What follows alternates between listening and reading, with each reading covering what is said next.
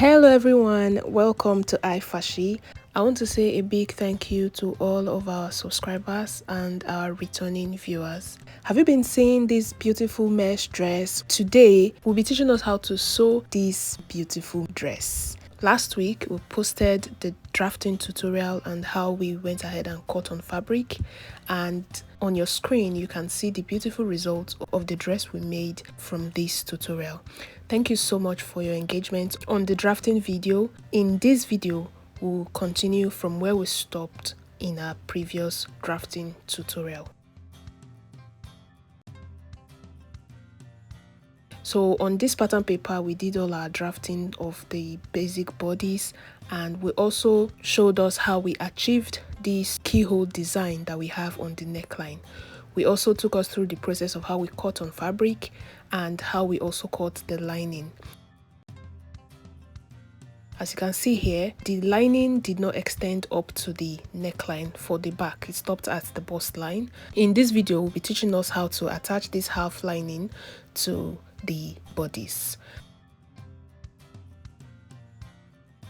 And for the front as well, we've gone ahead to cut out both the lining and the main mesh fabric on fold. The lining is stopping at my knee length because it's a half lining, while the mesh continued all the way to the full length of the dress, and the front is cut on fold as we already know.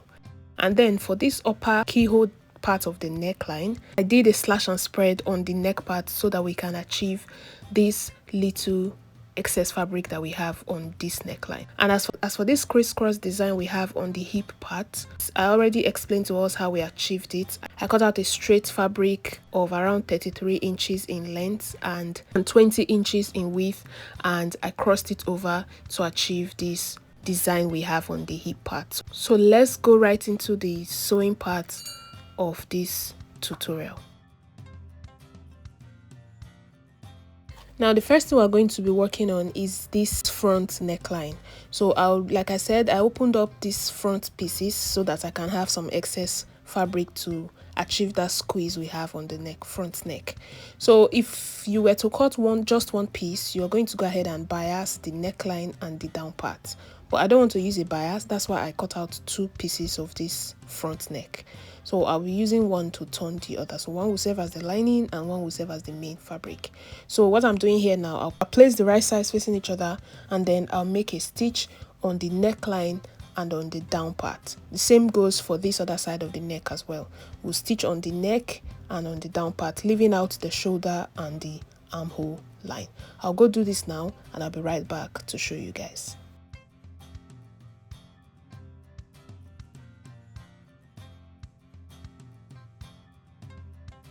Now this is what we have after stitching around the neckline and the down part. So I've gone ahead to make my stitch following my sewing allowance that I added when I was cutting. So I'm going to turn it over to the right side and give it a good press before we go ahead and place it together to make it one. Please take note, when you're ironing your mesh, endeavor to use a steam iron that is not very hot, or you cover it with another fabric so that you don't end up burning your mesh. Now after ironing, we're going to attach these two necklines together. Now the reason we opened up our pattern paper is to be able to achieve the excess squeeze we have on this neckline. Now we're going to open up this part. I would have just put it inside when I was stitching, but I want us to understand how it is done. So I'm opening up a very small part of this other side of the front so that I can put this one inside of this part I just opened up. I loosened it and I put it inside. I'll make a stitch on it like I just did now so that it will hold it together. If your fabric is not double for this part, you will have to put it together when you're using your bias to turn the neckline. So now because I'm using double fabric, I've gone ahead to loosen the front part. I insert this other one on the part I loosed and I stitched it to achieve this thing that I have here. And now that we're done with this front neckline, we're going to keep it aside and work on the down part of the front. So I'm going to open up this front right side up and then place the lining on top so that I would use the lining to turn the chest part, right?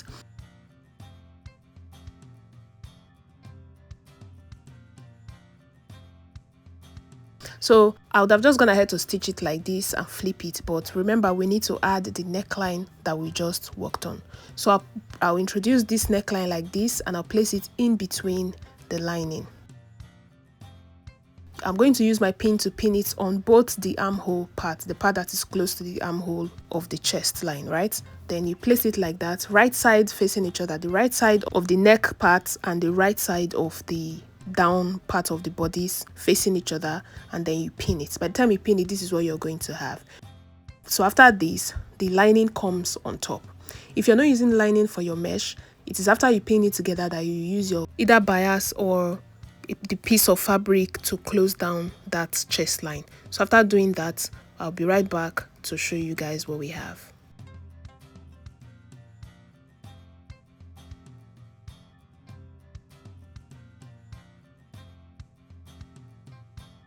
Now I've gone ahead to stitch it, the lining facing the right side of my main fabric, and then when I open it up, this is what I have. The neckline has been neatly attached to the down part of the front bodice, right? So now the next thing I'll do on this front is to stitch the lining and the mesh together on both sides. Then before I do that, I'll fold in this lining, this lycra fabric that I'm using for lining. I'll fold it, the part I'm folding will face the mesh so that it will not be showing on the inner. So I'll do that and keep the front aside and work on the back piece.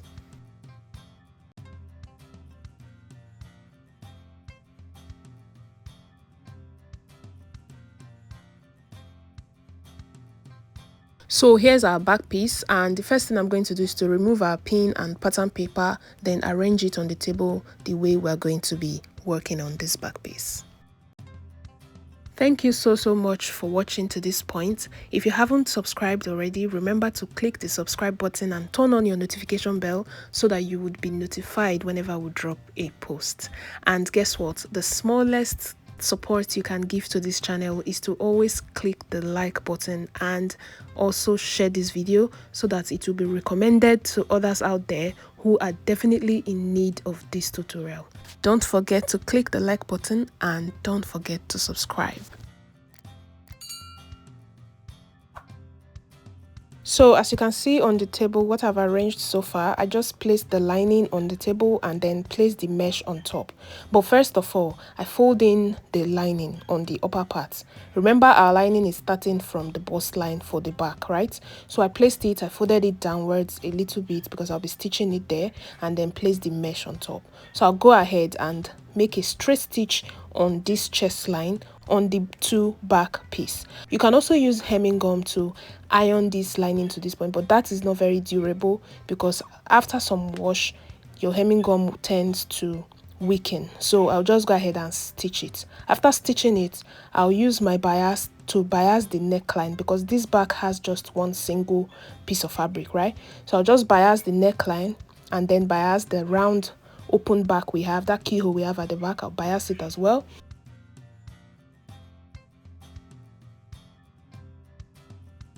Now remember, the shoulder of the back and the front, they are different. When we were drafting, we came inwards for the front before we got out the neckline we have. So, and I said on my fabric, I will align them to be equal. So now I'm going to come inwards on the neckline so that the front shoulder and the back shoulder can align. So this part that I'm pinning together now is the part I'll go and stitch on the sewing machine. After stitching, I'll be right back to show you guys what we have.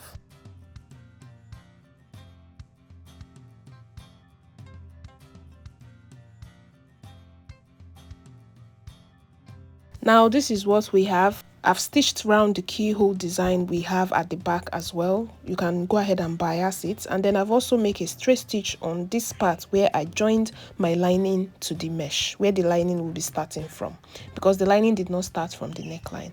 So for the sides as well, I've stitched down the lining to the mesh fabric so that it doesn't start moving about. So I've secured it on both sides, and I did the same thing on the other side of the back as well. The neckline has been secured, the back, the opened back has been secured as well, and then the lining has been secured to the mesh fabric. I've also gone ahead to do the same thing for the front piece as well. The lining has been secured to the mesh on both sides so that the lining can stay and not move. So the next thing I'll do now is to fix my zipper on this back piece. So I'll place it right side facing each other. I'll fix my zipper on it, and then I'll stitch the remaining zipper allowance all the way down for the back. And then for the front, the next thing I'm going to do is to attach the hip, that design we have at the front side of the hip, right? So after placing my fabric down like this, I'll introduce those two pieces I cut out earlier when we were cutting. I'll introduce it and then fix it on the waist, from the waist down. This totally depends on where you want your gathers to start from. So you can come down from the waist a little bit. You can start from your waist exactly. Initially I tried coming down, but I realized it's finer when you start from the waist because it has like a V shape coming down from the waist, right? So I'm going to go ahead and introduce the pieces and then cross it over like I described before in the drafting video. When you place it on the ground like this, you place the other one to cross it like X, and then you use one of them to raise it up so that it will give you this criss-cross that we are going to have in the middle. So after crossing it, you place it on top of the front piece of your dress like this and start pleating it on the sides. Remember, this is a mesh fabric. The pieces I cut came out more than what I need. So after stitching it on it, I'll just go ahead and trim off the edge. It is better to have excess than not being enough, right? So I'm going to go ahead now, after arranging it on top of the dress, I'll use my pin to secure it down before I take it to my sewing machine. It is better to pin it down so that you will see what you're going to have after stitching. So I'll go ahead now, I'll pin it all the way down on both sides before taking it to the sewing machine to stitch, and I'll be right back to show you guys after stitching.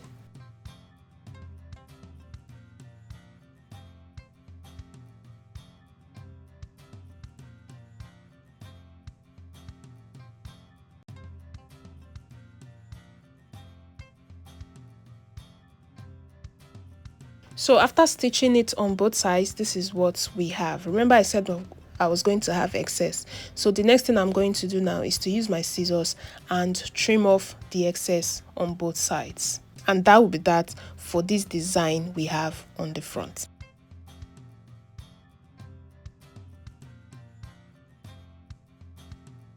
The next thing is to introduce the back piece and turn it on the shoulder and join it on the sides. As you can see, we're almost done with this tutorial. So here is the back piece. I've attached my zipper like I mentioned before, and I stitched it all the way down. So the back piece is one, and now we'll place it right sides facing each other and join it on both sides. Make sure the waist aligns and join it on both sides. And then the first thing you do before joining it on both sides is to turn it on the shoulder. Remember, the front part has double fabric on the shoulder and the back has just one, which means we're going to be using the front to turn the back of this shoulder. So you place it right sides facing each other, take one of the back and use it to turn it. As you see me doing on your screen, you place it like this, use one of the front piece to turn the back, which means the back will be in between the two front shoulder. So after turning, you close down the two sides, and this is what you're going to have. Very beautiful dress, guys. We're almost done with this tutorial. Thank you so much for watching to this point. Now for this crisscross design we did on the front, remember there are two different fabrics we crossed. So we're going to go ahead and stitch it, as you see me doing, on the inside, so that it will close down this opening we have when you're working, so that they don't see the opening. So we're going to stitch it down, and then we have our zipper attached. We've turned it on the shoulder, we've closed it down on both sides. I've also gone ahead to attach my pin. You can go ahead and use a button or pin, depends on what you want to do. That is if you did a keyhole for the back. If your zipper got to the neck, you don't need a pin or a hook for that neckline, right?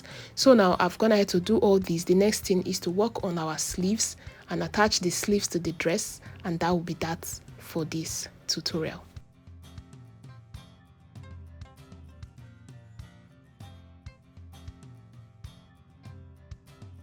Now here's our sleeves. Remember, we have the main sleeve and the two pieces of fabric that we'll be using as the gathers for the end of the sleeve towards the wrist, right? So here are the two pieces of fabric. I'm going to go ahead and make a loose stitch on one side of the fabric so that loose stitch will help me gather it, and then I'll fix it around the wrist part of my sleeves. After fixing it, I would also stitch it all the way up and attach it round the armhole.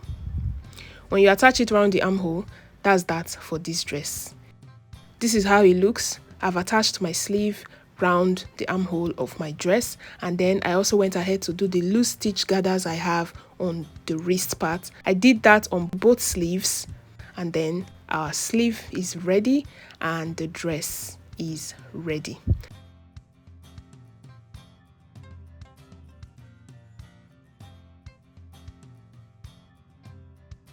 Now this is what we just made, guys. Thank you so much for watching. We've come to the end of this tutorial. I can't wait for you to recreate this dress. It's such a beautiful dress, and the link to the drafting tutorial is in the description box.